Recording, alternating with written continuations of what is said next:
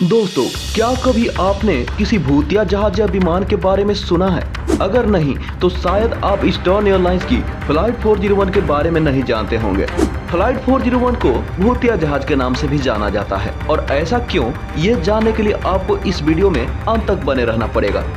तो इस बात की शुरुआत होती है 29 दिसंबर 1972 से। ईस्टर्न एयरलाइंस के फ्लाइट 401 163 यात्रियों और 13 क्रू मेंबर के साथ रात 9:20 पर न्यूयॉर्क के जॉन कैनेडी इंटरनेशनल एयरपोर्ट से फ्लोरिडा के मायामी इंटरनेशनल एयरपोर्ट के लिए उड़ान भरती है। इस समय विमान को उड़ा रहे थे 55 वर्षीय फ्लाइट कैप्टन बॉब लॉफ्ट, जो कि एक बेहतरीन पायलट थे और इन्हें करीब 29,700 फ्लाइट आवर्स का अनुभव था। वहीं इनके को पायलट के तौर पर 39 साल के स्टॉक स्टील मौजूद थे, जिन्हें कुल 5,800 फ्लाइट आवर का एक्सपीरियंस था। साथ ही फ्लाइट इंजीनियर की भूमिका में 51 साल के डॉन रेपो मौजूद थे, जिन्हें 15,700 फ्लाइट आवर्स का अनुभव था। तो अब हुआ कुछ यूं कि रात 9:20 पर न्यूयॉर्क के जॉन कैनेडी इंटरनेशनल एयरपोर्ट से उड़ान भरने के बाद प्लेन में सब कुछ सामान्य चल रहा था। यात्री अपने यात्रा का लुत्फ उठाने में व्यस्त थे, तो वहीं क्रू मेंबर भी अपने काम में लगे हुए थे। जहाज को उड़ते हुए अब लगभग 2 घंटे का वक्त बीत चुका था और अब समय हो चुका था 11:30 का। इसी समय इस जहाज को मियामी के ऊपर उड़ते हुए मियामी इंटरनेशनल एयरपोर्ट पर लैंड करना था। इसलिए जहाज के मुख्य पायलट बॉब लॉफ्ट के द्वारा जहाज के लैंडिंग गियर लीवर को नीचे किया गया।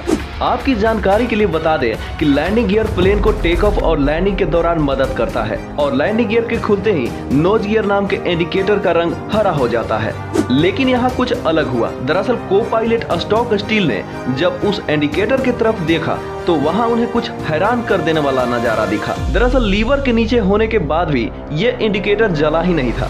स्टॉक स्टील ने तुरंत ये बात अपने कैप्टन बॉब को बताई। कैप्टन बॉब ने एक बार फिर से लीवर को उठाकर नीचे गिराया, लेकिन इस बार भी इंडिकेटर नहीं जला। दोनों पायलट को समझ नहीं आ रहा था कि आखिर ये इंडिकेटर जल क्यों नहीं रहा, और बिना इंडिकेटर के जले वे इस बात का अंदाजा भी नहीं लगा सकते थे कि प्लेन का लैंडिंग गियर खुला है या नहीं। अगर बिना लैंडिंग गियर के खुले प्लेन को लैंड करवाया जाता तो इसके एक बड़े हादसे का शिकार होना तय था। सो पायलट ने तुरंत एयर ट्रैफिक कंट्रोलर से संपर्क कर उन्हें इस बारे में बताया कि उनके जहाज का लैंडिंग गियर नहीं खुल रहा है। इसके बाद एटीसी ने पायलट को निर्देश दिया कि वो तुरंत अपने जहाज को 2000 फीट की ऊंचाई पर ले जाए। इसके बाद कैप्टन बॉब जहाज को 2000 फीट की ऊंचाई पर लेकर गए, जहां पश्चिमी दिशा में बने दलदलों के ऊपर ये जहाज मंडराता रहा। इसके बाद कैप्टन बॉब ने को पायलट स्टॉक स्टील से कहा कि विमान को ऑटो पायलट मोड में डालकर छोड़ दो। ऑटो पायलट मोड डालने के 80 सेकंड बाद तक ये जहाज करीब 2000 फीट की ऊंचाई पर उड़ता रहा। उसके बाद flight engineer Don Repo cabin में आए तो कैप्टन बॉब ने उन्हें इंडिकेटर में आई खराबी को चेक करने के लिए कहा। फ्लाइट इंजीनियर रेपो ने इस पूरे इंडिकेटर सिस्टम को खोल दिया और उसे बारीकी से चेक किया। चेक करने के बावजूद भी इंडिकेटर नहीं जला। इसके बाद उन्होंने उस बटन को दबाया जिसे प्लेन की सारी वार्निंग लाइट्स एक साथ में जल जाती है, जिससे ये पता चलता है कि जहाज के सभी सिस्टम काम कर रहे हैं या नहीं। लेकिन उस बटन को दबाने के बावजूद भी इंडिकेटर नहीं जला, जिसके बाद कैप्टन बॉब ने रेपो को आदेश दिया कि वो जहाज को बॉटम कैबिन में जाकर उसमें बनी एक छोटी सी खिड़की से देखे कि लैंडिंग गियर खुले हैं या नहीं। रेपो बिना देर किए हुए कैबिन में पहुंचे, जहां उन्होंने देखा कि जहाज के पीछे वाले लैंडिंग गियर तो खुल चुके हैं, लेकिन नोज लैंडिंग गियर अभी भी बंद है, और बिना नोज लैंडिंग गियर के प्लेन को लैंड करवाया ही नहीं जा सकता था। और वो अगर ऐसा करने की कोशिश करते भी तो भी प्लेन एक बड़े हादसे का शिकार बन जाता। इन सब के बीच अब लगभग 2 मिनट का समय बीत चुका था और जहाज अपने आप ही 100 फीट नीचे आ गया था। इस बात पर ना ही पायलट का ध्यान गया और ना ही कोई क्रू मेंबर इस बात को महसूस कर पाया कि जहाज धीरे धीरे नीचे की ओर जा रहा है। अगले 70 सेकंड में ये प्लेन 250 फीट और नीचे आ जाता है। ये ऊंचाई खो देने के बाद प्लेन की सभी वार्निंग अलार्म एक साथ बजने लगता है। सभी पैसेंजर डर के मारे इधर उधर दौड़ने लगते हैं। क्रू मेंबर सभी यात्रियों को शांत करने में लगे रहते हैं। अगले 50 सेकंड में ये जहाज अपनी निर्धारित ऊंचाई 2000 फीट की बजाय 1000 फीट पर ही आ जाता है। जहाज में हर तरफ अफरा तफरी का माहौल बन जाता है। इसके बाद को पायलट स्टॉक स्टील इस विमान को 180 डिग्री पर घुमाने का प्रयास करते हैं, लेकिन ऊंचाई कम होने के वजह से उसमें सफल नहीं हो पाए। और अगले 10 सेकंड से भी कम समय में ये विमान नीचे आकर क्रैश हो गया। मौत का ये मंजर कितना भयानक होगा इसका अंदाजा आप इस बात से भी लगा सकते हैं कि जब ये प्लेन जमीन से टकराया था तब इसकी स्पीड 365 किलोमीटर प्रति घंटा थी। विमान का मलबा एयरपोर्ट से करीब 30 किलोमीटर दूर जाकर मिला। इस हादसे में 101 लोगों की मौत हो गई, जबकि लकीली 75 लोगों की जान बचा ली गई, जिसमें से 67 पैसेंजर थे और 8 क्रू मेंबर। इसके बाद इस घटना की जांच बिठाई गई और प्लेन के मलबे से मिले सही पार्ट्स को दूसरे प्लेन के खराब हुए पार्ट्स की जगह यूज में ले लिया गया। दोस्तों, शायद आप यह सोच रहे होंगे कि यह विमान हादसा तो बिल्कुल नॉर्मल प्लेन क्रैश की तरह था, तो फिर यह जहाज भूतिया कैसे हुआ? तो इस बात को समझाने के लिए अब हम आपको एक और ईस्टर्न एयरलाइंस ट्राईस्टार 318 की ओर ले चलते हैं। 180 यात्रियों से भरा यह विमान न्यूयॉर्क से फ्लोरिडा के लिए उड़ान भरता है।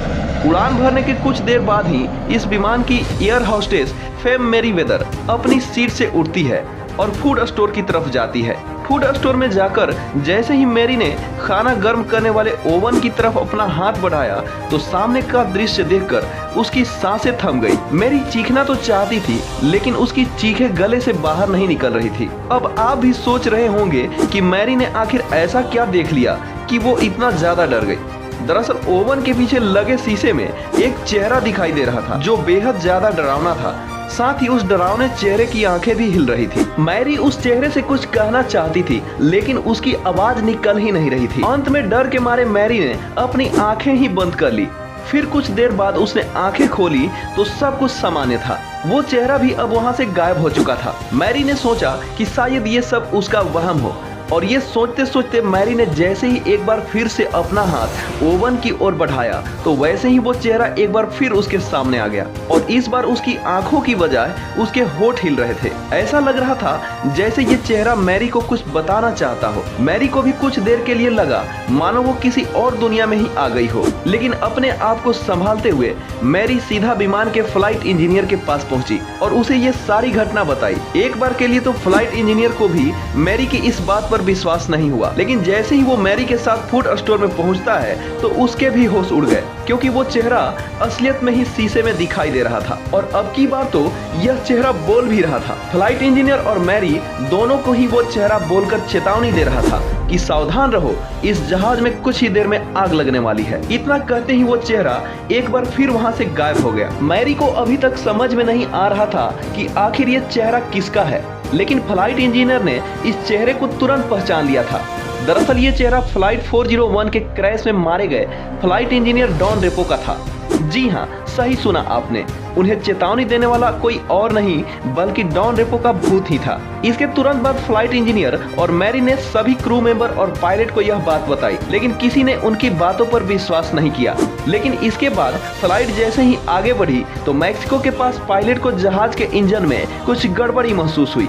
इंजन के ठीक से काम न करने के कारण विमान को वापस न्यूयॉर्क की तरफ मोड़ दिया गया। न्यूयॉर्क पहुंचकर जहाज ने सफल लैंडिंग भी कर ली। जहाज को रिपेयर करने के बाद जांच के लिए एक बार फिर से उड़ाया गया, लेकिन विमान ने जैसे ही उड़ान भरी उसकी लेफ्ट साइड का इंजन हवा में ही बम की तरफ फट गया, जिसे देखकर सभी की सांसें अटक गई। ये हादसा देखकर फ्लाइट इंजीनियर और मैरी को बार बार डॉन रेपो के वो शब्द याद आ रहे थे। इस हादसे को देखकर सभी बार बार यही सोच रहे थे कि अगर वो इसी जहाज में बैठे होते तो अभी तक वे शायद ही जिंदा बच पाते। इस तरह के अजीब विमान हादसे के कारण ही इस घटना को the ghost flight of flight 401 नाम दिया गया था।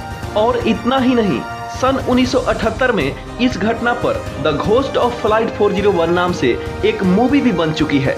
साथ ही आपको एक डरावनी बात और भी बता देते हैं कि जो ओवन फ्लाइट 318 में लगा हुआ था उसे फ्लाइट 401 के मलबे से निकालकर ही लगाया गया था। तो शायद अब आपको इन दोनों जहाज के बीच का लिंक समझ आ गया होगा। हालांकि ये पहली बार नहीं था जब ये भूतिया घटना घटी हो। फ्लाइट 401 के क्रैश होने के बाद कई बार ऐसी घटनाएं देखने को मिलती थी, और सबसे ज्यादा चौंका देने वाली घटना ईस्टर्न एयरलाइंस के वाइस प्रेसिडेंट के साथ घटी। दरअसल ये बात 1973 की है, जब ईस्टर्न एयरलाइंस के वाइस प्रेसिडेंट फ्लाइट 318 से ही यात्रा कर रहे थे और उनके बगल वाली सीट पर पायलट की ड्रेस पहने फ्लाइट का कैप्टन बैठा था। दोनों के बीच अच्छी खासी वार्तालाप चल रही थी, लेकिन तभी अचानक वाइस प्रेसिडेंट को महसूस हुआ कि जब जहाज का कैप्टन ही उनके साथ बैठा है तो फिर जहाज उड़ा कौन रहा है। ये सोचते ही वाइस प्रेसिडेंट तुरंत उठे और पायलट के कैबिन की तरफ दौड़े, लेकिन भागने से पहले उन्होंने एक बार गौर से अपने साथ बैठे कैप्टन के चेहरे को भी देखा और जैसे ही उनकी नजर उस चेहरे पर पड़ी तो उनकी हालत खराब हो गई, क्योंकि वो उस चेहरे को अच्छी तरह से जानते थे। दरअसल ये चेहरा फ्लाइट 401 के कैप्टन बॉब लॉफ्ट का था, जिन्हें मरे हुए अब 1 साल का वक्त हो चुका था। वहीं बॉब लॉफ्ट अब भूत बनकर उनके बगल में बैठे हुए थे। खैर उसके बाद वाइस प्रेसिडेंट तुरंत उठकर पायलट के केबिन में पहुंचे और वो सारी घटना उन पायलट को बताई। जब पायलट बॉब लॉफ्ट के भूत को देखने वहां पहुंचे तो वहां से वो गायब हो चुके थे। ऐसी ही एक घटना ट्राई स्टार 318 में एक बार और घटी, जब इस जहाज के फ्लाइट इंजीनियर विमान के रूटिंग टेस्ट के लिए जहाज के कैबिन में घुसे, लेकिन कैबिन में घुसने के साथ ही उनकी सांसें अटक गई और ऐसा इसलिए क्योंकि फ्लाइट के कैबिन में उन्हें डॉन रेपो का भूत बैठा हुआ दिखाई दिया। फ्लाइट इंजीनियर को देखने के बाद डॉन रेपो का भूत उठा और उनसे बोला कि जहाज में सब कुछ ठीक है। इतना कहते ही वे तुरंत जहाज के पीछे वाले दरवाजे से कहीं गायब हो गया। जब उस तरह की घटनाएं बढ़ने लगी तो कंपनी ने उस सच्चाई का पता लगाने के लिए एक जांच कमेटी बैठाई, लेकिन जब ये जांच कमेटी का एक अधिकारी मियामी से अटलांटा की यात्रा पर थे तो उन्हें भी पायलट के कैबिन में डॉन रेपो का भूत काम करते हुए दिखाई दिया। ईस्टर्न लाइंस 401 के क्रैश होने और उसके बाद होने वाली भूतिया घटनाओं पर जॉन जी फुलर द्वारा द घोस्ट ऑफ फ्लाइट 401 किताब भी लिखी गई। इस बुक में बताया गया है कि फ्लाइट 401 के क्रैश होने के बाद कई जहाजों के साथ भूतिया घटनाएं घट चुकी है। जिन जिन जहाजों में ये भूतिया घटना घटी वो इसलिए थी क्योंकि इन जहाजों में फ्लाइट 401 के मलबे से बचे हुए विमान के हिस्सों को निकालकर इस्तेमाल किया गया था। खैर चाहे जो कुछ भी हो, लेकिन डॉन रेपो ने मरने के बाद भी अपना फर्ज पूरा किया। तो दोस्तों इस बारे में आपका क्या मानना है हमें कमेंट में बताएं। दोस्तों अगर इस तरह के वीडियो देखना आपको पसंद है तो आप हमारे चैनल को सब्सक्राइब कर वीडियो को लाइक कर सकते हैं और साथ ही दोस्तों के साथ वीडियो को शेयर भी कर सकते हैं। तो आज के वीडियो में बस इतना ही, फिर मिलेंगे अगली वीडियो में नई जानकारी के साथ।